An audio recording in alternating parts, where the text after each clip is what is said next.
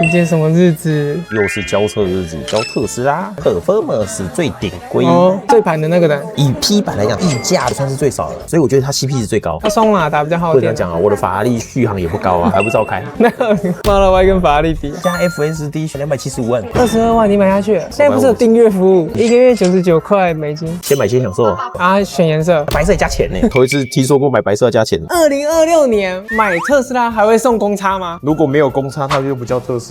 公差還是有哎哦，那不平，门比屁股還高哎。這個右邊，好了，不要再講了，這樣我眼淚會流下來。多了這個 logo 都多少錢呢？這個是 P 版才有的，對啊 ，P 版才有啊 ，P 版就是賽車儀、尾翼啊、空力套件啊，21寸的鍛造框哎，你看它輪框多麼的霸氣，肯定要的啊。平板車哎，買平板送車，這平板279萬。哎，聽說有人交車那個前擋凹陷的嘞。你看，在電腦那邊照啊。將心比心，我在賣車的時候，我也不希望客人這樣，好嗎？可是呢，我還是很想要看。就算給你照到一個凹洞，他還是叫你先交車，要不然怎麼辦？對啊，叫你後面再回原廠處理。沒錯，交車交完啦，開新車啦。為什麼你會買到 P 版？就是要買最好最貴的，不管用不用得到，先買再說。沒錢了，回去認真賣車了。對啊，慘。